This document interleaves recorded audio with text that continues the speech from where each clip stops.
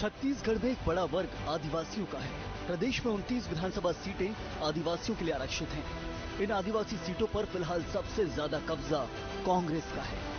2018 में कांग्रेस ने 29 में से 27 सीटों पर जीत दर्ज की है, जबकि बीजेपी को महज 2 सीटों पर ही संतुष्ट होना पड़ा है। हालांकि हर विधानसभा चुनाव में राजनीतिक दलों का फोकस आदिवासी समाज होता है। इस बार भी राजनीतिक दल आदिवासी समाज पर फोकस कर रहे हैं।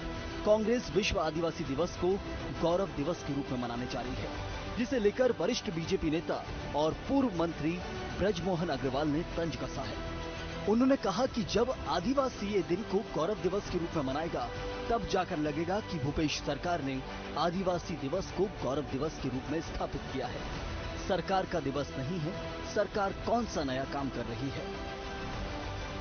सब कुछ वो राजीव भवन में ही करेंगे, सब कुछ वो सीएम हाउस में ही करेंगे।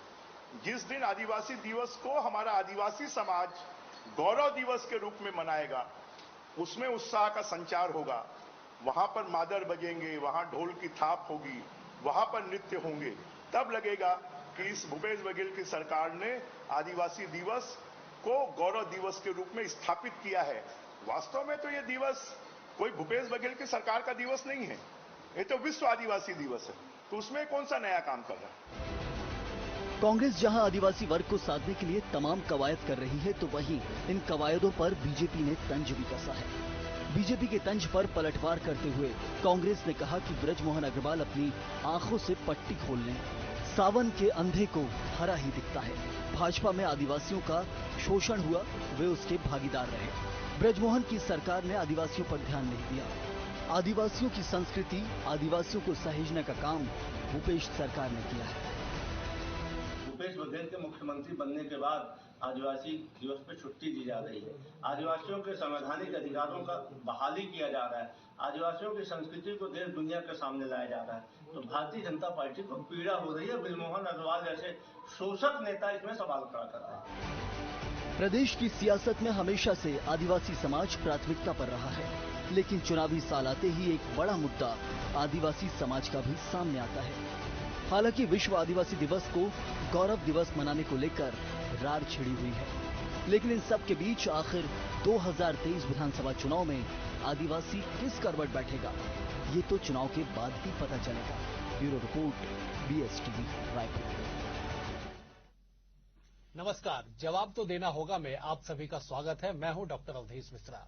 आज हम बात करेंगे छत्तीसगढ़ के उन 29 सीटों की सियासी समीकरण की, जिसे आदिवासी वर्ग के लिए आरक्षित किया गया है। और माना जाता है कि छत्तीसगढ़ में सत्ता की सीढ़ी उन्हीं 29 सीटों से बढ़ के पहुंचाई जाती है, सत्ता के शिखर तक पहुंचा जाता है। कहा यह भी जाता है कि आदिवासी सद गए तो मान लिया जाता है कि सब सद गए, और वो दल जिसने आदिवासी को साधने में कामयाबी हासिल कर ली, वो सत्ता के शिखर तक पहुंचने में कामयाब हो जाती है। आज हमारे साथ बेहद ही खास पैनल जुड़ा हुआ, 3 वरिष्ठ मेहमान हमारे साथ है। पहले उनका ताल्लुक आपसे करा देता हूं। कांग्रेस से नितिन भंसाली है, कांग्रेस के प्रवक्ता है, तेज तर्रार नेता है। बीजेपी से राजीव चक्रवर्ती है, बहुत ही सीनियर लीडर है, प्रवक्ता है बीजेपी के। वरिष्ठ पत्रकार प्रफुल्ल पारे भी हमारे साथ जुड़े हुए हैं। आप तीनों का बहुत बहुत स्वागत है। सबसे पहले मैं नितिन जी सवाल आपसे करूंगा, क्योंकि आप सत्ताधारी दल है, आपकी जवाबदारी सबसे ज्यादा है। आप लोग गौरव दिवस मनाने जा रहे हैं, कल विश्व आदिवासी दिवस है। क्या आपको ऐसी अनुभूति होती है कि सच में आदिवासियों के लिए आप लोगों ने गौरवपूर्ण काम किया है, जिसके कारण आप गौरव दिवस मनाने जा रहे हैं? बिल्कुल, आदिवासियों के लिए छत्तीसगढ़ की भूपेश बघेल जी की सरकार ने गौरवपूर्ण कार्य किया है, इसे बताने की आवश्यकता। अब चूंकि आपने ये टीवी डिबेट रखी है, इसलिए मुझे पड़ रही है, लेकिन आदिवासी भली भांति इस सरकार के कार्यों को समझते हैं। मैं आपको बता दूं कि इस सरकार के बनने से पहले 15 साल भारतीय जनता पार्टी की यहां पर सरकार रही। आप कहेंगे मैं आरोप लगा रहा हूं, पर मैं इन बातों को बताना चाहता हूं तथ्यों के साथ। आपको बता दूं, लगभग 1707 आदिवासियों की 42 एकड़ जमीन इन लोगों ने अधिकृत की थी संयंत्र लगाने के नाम से। न तो संयंत्र लगा, न नौकरी मिली, न कुछ हुआ, जिसको हमने वापस दिलवाया।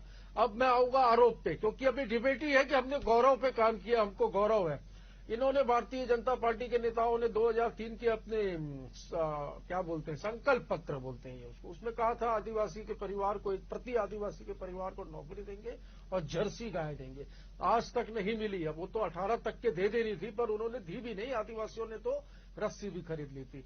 हमने चरण पादुकाएं जो होती हैं आदिवासियों को देने के लिए, उन्हें डायरेक्ट पैसा दिया हमने उनके अकाउंट्स में, पर इन्होंने तो एक चप्पल 5 नंबर की और एक चप्पल 7 नंबर की, इस प्रकार की चरण पादुकाएं बांटी। 300 से अधिक बंद पड़े स्कूल हमने आदिवासी क्षेत्रों में खोले। जो 600 गांव से जो उजड़ चुके थे भारतीय जनता पार्टी के शासनकाल में, उसको बसाने का काम किया। और बहुत सी ऐसी योजनाएं, जैसे 65 प्रकार के लघु वनोपज की खरीदी की है हमने, और 4,38,000 वन अधिकार पट्टों का वितरण कांग्रेस की सरकार ने किया है। तो हमने आदिवासियों का मतलब हमने चुनाव जीतने का सिर्फ नहीं, हमने आदिवासियों का दिल जीतने का काम किया। चलिए अब जवाब ले लेते हैं। राजीव चक्रवर्ती जी हमारे साथ बने हुए। राजीव जी, तमाम काम गिनवाए गए कांग्रेस के मित्र के द्वारा कि उन्होंने 1 दर्जन से अधिक योजनाएं गिनाई है, और कई ऐसी योजनाएं जिनका जिक्र इन्होंने इस कम समय में नहीं कर पाए हैं। क्या लगता है कि जब इतना काम छत्तीसगढ़ में आदिवासियों को लेके हुआ है, उस वर्ग को लेके हुआ है, तो अब सियासी रार क्यों बीजेपी को आपत्ति है गौरव दिवस मनाने के नाम पे? अवधेश जी, बीजेपी को आपत्ति नहीं है, हम तो शुभकामना देते हैं कि, लेकिन कथनी और करनी में अंतर होनी चाहिए। अवधेश जी, बड़ी दुख की बात है, आज से केवल 1.25 वर्ष पहले बस्तर के आदिवासी और सरगुजा के आदिवासी पैदल चलकर आए मुख्यमंत्री जी से मिलने। माननीय मुख्यमंत्री जी के पास समय नहीं था। उनकी मांग थी कि जो पंचायती राज है, उन्हें नगर पंचायत के माध्यम से उनका शोषण हो रहा है, और उनकी जो एक पंचायत रहती है जिसके माध्यम से वो अपना काम करवाते हैं, उसे तोड़ा जा रहा है और अफसरशाही के जाल में पकड़ा जा रहा है। और वही भारतीय जनता पार्टी जो द्रौपदी मुर्मू जी को, एक आदिवासी महिला है, उनको राष्ट्रपति बनाती है, ये वही भारतीय जनता पार्टी है। मैं आपको अवधेश जी याद करा दूं, आज से 20-25 वर्ष पहले जब आंध्र शोध से बस्तर और सरगुजा के आदिवासी बंधु मारे जाते थे, तो यही कांग्रेस के सफेदपोश नेता कहते थे वो तो काला पानी है। काला पानी में लोग अगर आंध्र शोध से मर रहे, डायरिया डिसेंट्री से मारे जा रहे हैं, वायरल से मारे जा रहे हैं, तो हमको क्या, वो तो काला पानी क्षेत्र है, वो जाने। ये कांग्रेस की सोच है, ये कांग्रेस की नीति और नीयत थी। और हमने जब हमारे हाथ में सत्ता आई, तो आप देखिएगा लाइवलीहुड कॉलेज का मामला हो या वहां पर संयंत्र लगाने की कोशिश का मामला हो, एनएमडीसी की लगी भी है, और समुचित विकास, सड़कों से सड़क तक जोड़ना, ताकि आदिवासी दिल्ली तक जा सके, भोपाल तक जा सके और देश के अन्य प्रांत में शिक्षा ग्रहण कर सके। कांग्रेस हमेशा से आदिवासियों को अपना वोट बैंक समझती रही है, और इतिहास भी गवाह है, बिल्कुल उनके वोट बैंक रहा है। लेकिन अब धीरे धीरे अवधेश जी, आदिवासी बंधुओं का मोह भंग हो रहा है। 2003 में 90% आदिवासी विधायक हमारे साथ थे, 2008 में भी 18 आदिवासी विधायक हमारे साथ थे, फिर 2013 में कम हो गए। और मैं मानता हूं, नम्रता से स्वीकार करता हूं कि 2018 के चुनाव में हमें साथ नहीं मिला, लेकिन आज आदिवासी बंधु सजग हो चुके हैं। जिस प्रकार से आंध्र शोध से पहले मारे जा रहे थे, आज भी किसी आदिवासी बंधु को घायल अवस्था में कहां पर मुझे बोलने दो। नितिन जी जवाब ले लेते हैं। नितिन जी जवाब ले लेते हैं। बिल्कुल, नितिन जी जवाब ले लेते हैं। आदिवासी दिवस मनाते हैं, लेकिन आंध्र शोध से आदिवासी को घटिया पे ले जाया जाता है। आदिवासी के चलिए हमारे साथ प्रफुल्ल पारे जी जुड़े हुए हैं। आप दोनों से मैं कह रहा हूं कि हमारे साथ प्रफुल्ल पारे जी जुड़े हुए हैं, मैं उनको इन कर लेता हूं, फिर डिबेट लगातार जारी रहेगी। प्रफुल्ल जी, आपको क्या लगता है कि जो दोनों ही पक्ष की ओर से दावे और हकीकत बयां किया जा रहा है कि हमने केवल सपने नहीं दिखाए, हमने धरातल पे काम किया, चुनावी परिणाम को बीजेपी ने स्वीकार किया कि 2018 में आदिवासियों का आशीर्वाद उन्हें मिला नहीं, लेकिन यह भी दावा किया जा रहा है कि 2023 में आशीर्वाद मिलेगा। आप कितना इत्तेफाक रखते हैं कि छत्तीसगढ़ में आदिवासियों के लिए गौरव दिवस मनाने की आवश्यकता पड़ रही है? देखिए, छत्तीसगढ़ की बात करें, मैं उस राष्ट्रीय आदिवासी दिवस है, वो एक पूरे देश के आदिवासियों का कार्यक्रम है, तो छत्तीसगढ़ में भी ये मनाया जा रहा है, ये अच्छी बात है। प्रश्न ये है कि जो छत्तीसगढ़ में जो आदिवासी सीटें हैं, जो आदिवासी क्षेत्र है, और उसको अगर आप देखें, उसका इतिहास देखें, तो निश्चित रूप से ये पूरा इलाका एक जमाने में कांग्रेस का पूरा गढ़ माना जाता था। मतलब यहाँ पर लोग किसी जमाने में सिर्फ इंदिरा गांधी को पहचानते थे, राजीव गांधी को पहचानते थे, लेकिन इसके साथ साथ एक सच ये भी है कि धीरे धीरे समय के साथ साथ भारतीय जनता पार्टी ने भी इस क्षेत्र में अपनी अच्छी पकड़ बनाई, और 2018 का ये जो चुनाव का परिणाम आया, जिसको उसको सिर्फ 2 सीटें मिली, टोटल अगर 29 सीटों की बात करें तो, लेकिन उसके पहले भारतीय जनता पार्टी को यहाँ से भी सफलता मिलती है। उसके पहले लोकसभा में भी आप देख लें, पिछले वाले में तो एक सीट कांग्रेस को मिली, एक बीजेपी को मिली, और राज्य बनने के बाद तो कांग्रेस को मेरे ख्याल से ये पहली, अगर मैं सही हूं तो पहली बार लोकसभा का प्रतिनिधित्व मिला है बस्तर से आदिवासी, मतलब कांग्रेस को। तो भारतीय जनता पार्टी मुझे लगता है इस बात को बहुत अच्छी तरह से समझ रही है कि अगर चुनाव में बराबरी के साथ अगर compete करना है कांग्रेस को, तो उसको इन आदिवासी क्षेत्रों को साधना होगा। और आप ये देखिए कि वो भी लगातार भारतीय जनता पार्टी का फोकस भी आदिवासी सीटों पर है, क्योंकि कांग्रेस जो है वो मैदानी इलाकों में पूरी तरह से आश्वस्त नजर आ रही है कि यहाँ पर तो उसका काम ठीक ठाक है। तो कांग्रेस भी आदिवासी क्षेत्रों में उसको ऐसा लगता है यहाँ पर काम करने की जरूरत है। अभी आप देखिए कि उन्होंने मोहन मरकाम जो कांग्रेस के अध्यक्ष थे, उनकी जगह फिर दीपक बैज को बनाया, और भी कई कार्यक्रम लगातार कांग्रेस की सरकार वहां कर रही है। तो ये बात बिल्कुल सच है कि आदिवासी सीटें जो 29 सीटें हैं, ये आने वाले समय में किसी भी राजनीतिक दल, किसी भी का कहने से मतलब है दो मुख्य मुकाबला होगा और कांग्रेस का, तो इन दोनों के लिए ही ये जीत का जो बोलते हैं कि सत्ता का रास्ता निश्चित रूप से यहाँ पर इस इलाके से प्रशस्त होगा। बिल्कुल। अब नितिन जी से मैं जवाब ले लेता हूं। नितिन जी, क्यों सियासत में इतनी गर्माहट है आदिवासियों को लेके? कल ही हमने देखा कि सर्व आदिवासी समाज संगठन ने ऐलान कर दिया कि वो 29 सीटों पे नहीं, उसके अलावा भी जो 20 सीटें हैं जहां पे आदिवासियों की संख्या 20 से लेकर 40,000 तक है, कुल 51 सीटों पे वो अपने प्रतिनिधित्व करेगी और 51 सीटों पे कैंडिडेट उतारेगी। देखिए, ये आदिवासियों का जो कल आप बता रहे हैं कि बात हुई कि वे इतनी सीटों पे चुनाव लड़ेंगे, ये तो अभी चुनावी बिसात बिछनी शुरू हुई है। और मुझे ऐसा नहीं लगता कि आदिवासी कांग्रेस पार्टी से बाहर जाएंगे, मुझे ऐसा नहीं लगता। हो सकता है कोई स्टेटमेंट आया हो या कोई बात हुई हो, पर अंत में आप ये देखिएगा कि आदिवासी समाज जो है, आदिवासी वर्ग जो है, आदिवासी जाति के जो लोग हैं, वो कांग्रेस को ही सपोर्ट करेंगे, क्योंकि 15 वर्षों के इस दुशासन के कुशासन को इन्होंने देखा है और उसके बाद जो काम किए हैं, मैंने उससे खतरनाक तो आपका शासन रहा। काम गिनाया, मैंने शोषण की हम लोगों ने क्या किया भाई, हमने लाइवलीहुड कॉलेज खोला, बंद कर दिया। आदिवासियों को इन लोगों ने फर्जी नक्सली बनाकर जेल में, अरे वो आपने किया। अरे नक्सलवाद शुरू कहां से हुआ? ये नक्सलवाद आरंभ हुआ जब राजा ने करोड़ी चंद भेज गए, आपके मुख्यमंत्री ने उन्हें इग्नोर करवा दिया, फर्जी केस क्या किया, और आदिवासियों के सूद नहीं ली। लगभग अवैध जी से पूछिए, नमक के बदले चिरौंजी का जो एक केस है, ये क्या है? जिसको खाली मैं आपको बताता हूँ। नमक के बदले चिरौंजी लेकर आदिवासियों का शोषण करना, उनकी जमीन हड़प लेना, ये कांग्रेस के समय फूलता रहा। और कभी कांग्रेस के लोगों ने उसकी सूद नहीं ली। ये शोषण क्यों चल रहा है? ये बारूद कहां से आया नक्सलवाद का? ये कांग्रेस पार्टी के कुशासन की वजह से आया। लगातार 50 वर्षों के कुशासन बात करें, ये कांग्रेस पार्टी ने सफल हुई है कि केंद्र सरकार ने राजीव जी, नितिन जी, मैं दोनों से आग्रह करता हूं कि आप लोग एक एक करके बोलेंगे तो आपकी आवाज आएगी, लोग समझ पाएंगे। भारतीय जनता पार्टी के शासनकाल में कि बस्तर में कोई देश का गृह मंत्री काम कर जाए, ये अभी करके गए, ये कांग्रेस। चलिए मैं जवाब देता हूँ। बिल्कुल, अब जवाब ले लेते हैं नितिन जी, अब जवाब ले लेते हैं नितिन जी, अब जवाब ले लेते हैं। राजीव जी, आप जवाब दे रहे हैं। देखिए, नितिन जी कह रहे थे अभी हमको सफलता मिली, क्या हुआ क्या नहीं हुआ, लेकिन बस्तर के आप रक्त रंजित इतिहास में देखेंगे कि कांग्रेस पार्टी ने हमेशा उनके साथ जो छल किया, आंध्र शोध में मरते रहे, उन्हें प्रतिनिधित्व तो नहीं मिला। राजीव जी, मैं थोड़ा सा टोकूंगा। राजीव जी, मैं आपको एक बार टोक लेता हूँ। राजीव जी, नितिन जी,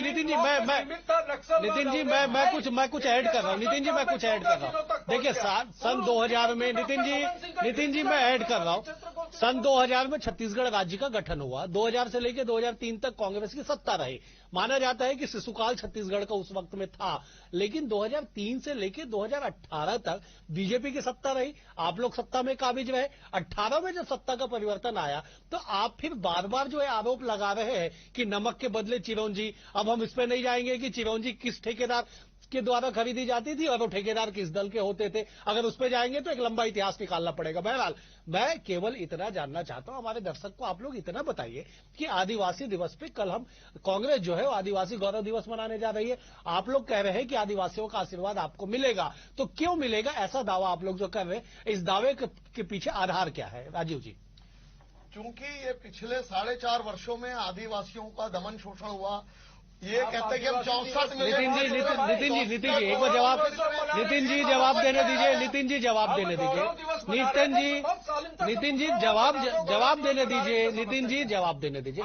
आप अगर बीच में बोलेंगे तो जवाब कैसे आएगा? नितिन जी अगर बीच में आप बोलेंगे तो जवाब कैसे आएगा? जवाब देने दीजिए। राजीव जी आप जवाब दीजिए। देखिए, ये तो पूरे विश्व में मनाया जाता है, कोई नई बात नहीं है। अगर आदिवासियों के प्रति इतनी संवेदना थी, जब द्रौपदी मुर्मू को हमने राष्ट्रपति बनाया, आपने यशवंत सिन्हा को खड़ा करके एक संदेश दिया कि हमें आदिवासी राष्ट्रपति। पार्टीगत निर्णय होता है राजीव जी, पार्टीगत निर्णय है, इसमें कैसे पार्टी से बाहर चले? उस मुद्दे को छोड़ के आप आगे बताइए। आगे बढ़ रहे हैं। बिल्कुल। अभी देखिए, जो आदिवासी बंधु जो कहते थे कि हमको चिकित्सा, स्वास्थ्य और शिक्षा की सुविधा चाहिए, पिछले 4 वर्षों में केवल शोषण हुआ, कोई काम नहीं हुआ है। दूसरी बात, जो आदिवासियों के लिए हमने जो लाइवलीहुड कॉलेज खोले थे, स्कूल खोले थे, आज उसकी क्या हालत है?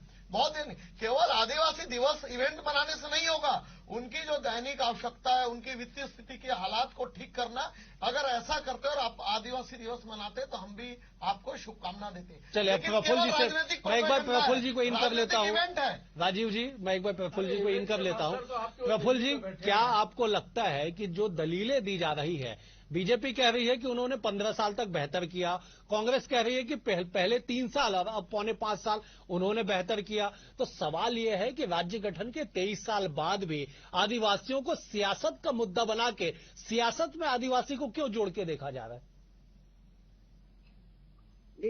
देखिए, सियासत तो अगर 29 सीटें अगर कहीं से आ रही हैं 90 में से, तो सियासत तो होगी ना। पूरा वो एक बेल्ट है वो। और दूसरा, राजनीति आदिवासियों की नई बात तो है। और दूसरा, मैं ऐसा मानता हूँ कि अगर मैं अपना निजी अनुभव बताऊं तो जिस बस्तर को हम पहले देखा करते थे, वो बस्तर आज वो बस्तर नहीं है। बहुत कुछ बदल गया है और काम भी हुए हैं, वहां पर सड़कें भी बनी हैं, आदिवासियों की दशा भी सुधरी है, ऐसी बात भी नहीं है। जो आदिवासियों जो एक छवि आदिवासियों की बनाई जाती थी कि जैसा कि कोई अजायब घर का कोई वो प्राणी हो और एकदम पुराने जमाने का, आदिम युग का, ऐसा कुछ भी नहीं है। बहुत तस्वीर बदल चुकी है। आदिवासी इलाकों में जाइए, बहुत तस्वीर बदल चुकी है। स्कूलें भी खुले हैं, हॉस्पिटल्स भी हैं, ऐसी बात नहीं है। तो मैं तो कम से कम निजी तौर पर इस बात से सहमत हूँ कि इन इलाकों में काम नहीं हुए, काम हुए, बराबर काम हुए। और राजनीतिक चेतना भी आदिवासियों के अंदर जागृत हुई है, इससे भी हम इनकार नहीं कर सकते। अगर ऐसा नहीं होता तो आज मतलब सर्व आदिवासी मंच और आदिवासी सभा, आदिवासी महासभा और कांग्रेस के नेता और आदिवासी महिलाएं वो मतलब विधान में नहीं आती, लोकसभा में नहीं आती। और अभी आप देखिए कि मैं समझता हूँ कि अभी जो भारतीय जनता पार्टी ने जो राष्ट्रीय कार्य समिति बनाई अपनी, उसमें लता उसेंडी को वहां से स्थान दिया। वो सीधा साफ संकेत है कि महिलाओं को भी अब आगे लाना है। तो इससे आप इनकार नहीं करते कि विकास के साथ साथ एक राजनीतिक जो चेतना होती है ना, वो भी वहां पर आई है। अब ये बात अलग है कि किसको चुनाव में कितनी सीटें मिलेंगी और कितनी सीटें ले जाएगा, ये तो वक्त बताएगा। लेकिन सबके अपने अपने दावे हैं, सब अपनी अपनी ओर से ये कहते हैं। लेकिन सारी कवायद उसी चीज की है कि आदिवासियों को साधा जाए, पूरी कवायद उसी चीज की चल रही है। नितिन जी, आपको क्या लगता है कि जिस तरह से आप लोग रणनीति बना रहे हैं, लगातार आदिवासियों के पक्ष में काम करने की आप दुहाई दे रहे हैं, दलील दे रहे हैं, इस तमाम चीजों को लेकर आप जब चुनावी मैदान में उतरेंगे चंद माह के बाद, आप लोगों को आदिवासियों का, उस वर्ग का एक बड़ा वर्ग, छत्तीसगढ़ में 33% उनकी जनसंख्या है, 29 सीटें आरक्षित है, क्या उनका आशीर्वाद आप लोग को मिलेगा? पूरे कॉन्फिडेंस है आप? अवधेश भाई, हम हमारे काम को लेकर जाएंगे। हमने जो इन 4.5 पौने 5 वर्षों में जो काम किया है इस समाज के लिए, इस वर्ग के लिए, उसको लेकर उनके बीच जाएंगे। और निश्चित तौर पर दावे के साथ कहता हूं कि जन आशीर्वाद आदिवासी समाज का, आदिवासी वर्ग का, आदिवासी मतदाता का पुनः कांग्रेस को मिलेगा। आपके कार्यक्रम का नाम है जवाब तो देना ही होगा।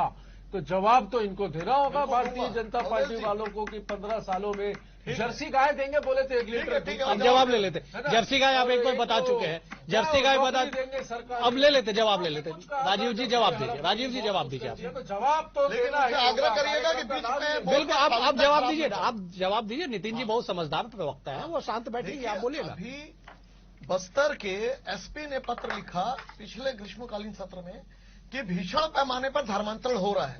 उस बेचारे एसपी को हटा दिया गया डीलिस्टिंग की मांग को लेके कि आदिवासी एक धर्म संस्कृति है, वो केवल एक धर्म अब मुझे बोलने दीजिए। नितिन जी बोलने दीजिए, बोलने दीजिए, नितिन जी बोलने दीजिए ना, नितिन जी बोलने दीजिए, बोलने दीजिए, एफआईआर करवाओ। नितिन जी बोलने दीजिए। मुख्यमंत्री जी ने इस बात को कहा था कि अगर आप लोगों के पास तथ्य है तो एफआईआर कराइए। नितिन जी जवाब देने दीजिए, राजीव धर्मांतरण जी। व्यापक पैमाने पर चल रहा है चर्च और मिशनरी के निर्देश पर, श्रीमती सोनिया गांधी के निर्देश पर। फिर आप और भोले भाले आदि बहुत बड़ा राजीव मुद्दा है, जी, अवधेश जी, बहुत बड़ा राजीव जी, मुद्दा है। राजीव जी। छत्तीसगढ़ की भूपेश बघेल जी की पुलिस, भूपेश बघेल जी स्वयं, श्रीमती सोनिया गांधी जी, राहुल गांधी जी इस काम में लिप्त है। और जब लिस्टिंग की मांग को लेके जाते हैं कि इन्हें केवल एक फायदा मिलना चाहिए या ईसाई मिशनरी, तो उन्हें दौड़ा दौड़ा कर पीटा जाता है। ये मुद्दा है, ये मुद्दा है, आपको स्वीकार करना पड़ेगा। चाहे सुकमा का क्षेत्र हो, बीजापुर का क्षेत्र हो या दंतेवाड़ा का क्षेत्र हो,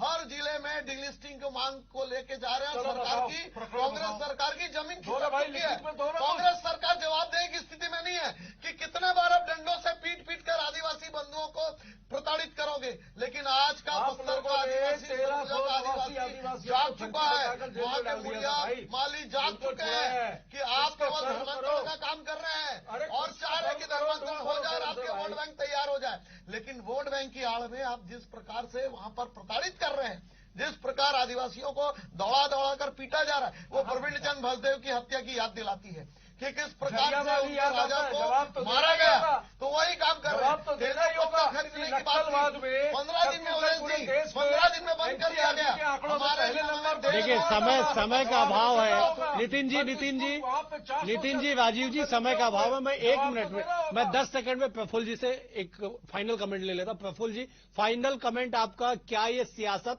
यूं ही चलती रहेगी आदिवासियों को लेके? 10 सेकंड में आपका जवाब। हाँ बिल्कुल, क्यों नहीं चलेगी सियासत। चुनाव अगर आ रहे हैं और राजनीतिक दल मैदान में उतरेंगे तो सियासत निश्चित रूप से होगी और सियासत होने भी चाहिए। उसमें कोई, मैं इसमें बुरा भी नहीं मानता। सब अपने अपने दावे लेके बिल्कुल सियासत होना चाहिए। नितिन जी आपने अभी गर्मा गर्म आपने चर्चा में आपने ये तक कह दिया कि बीजेपी वालों को शर्म से डूब मरना चाहिए। ऐसी स्थिति क्यों आपको लगती है कि ऐसी स्थिति क्यों आ गई? 10 सेकंड में जवाब चाहूंगा, फिर मैं राजीव जी के पास आऊंगा। देना ही होगा। मैंने तो कुछ सवाल पूछे, उसका जवाब इनके पास नहीं होगा। मैंने बोला वो जर्सी गाय कहाँ है जो 1 लीटर दूध अरे छोड़िए, आदिवासियों, वो आदिवासी बंधुओं आपसे बोला था हर आदिवासी परिवार को नौकरी देंगे। चले अब जवाब ले लेते हैं। एनसीआरबी के आंकड़ों में छत्तीसगढ़ नक्सल। नितिन जी आप रिपीट कर रहे हैं, मैं जवाब ले लेता हूं। राजीव जी जवाब दे। राजीव जी जवाब दीजिए आप। नितिन जी जवाब ले लेते। बस्तर जल रहा है, चाहे कोई भी बस्तर के जिले हैं, वहां पर आदिवासी प्रताड़ित है सरकार के द्वारा, सरकार के पुलिस के द्वारा। बस्तर में विकास कार्य खत्म हो चुके हैं, जिसके लिए बस्तर के लोग वापस भारतीय जनता पार्टी को अपना आशीर्वाद देना चाहते हैं। चले वक्त तय करेगा। नितिन जी, राजीव जी, वक्त तय करेगा कि छत्तीसगढ़ की 33% आबादी मतलब एसटी वर्ग किसके साथ जाती है, किसे अपना आशीर्वाद देती है। दावे दोनों ही तरफ से किए जा रहे हैं बेहतर काम को लेके और आने वाले संभावनाओं को लेके। आप तीनों मेहमान हमारे साथ जुड़े। प्रफुल्ल जी आपका शुक्रिया, नितिन जी आपका शुक्रिया, राजीव जी आपका भी शुक्रिया। लेकिन सबसे बड़ा सवाल ये बना हुआ है कि आखिरकार इस बार सत्ता की सीढ़ी माने जाने वाले आदिवासी 33% 29 सीट किसके पक्ष में मतदान करती है और किसे सत्ता तक पहुंचाती है। बहरहाल आज की चर्चा में इतना ही। कल एक और नए विषय के साथ आपसे मुलाकात होगी। तब तक के लिए नमस्कार।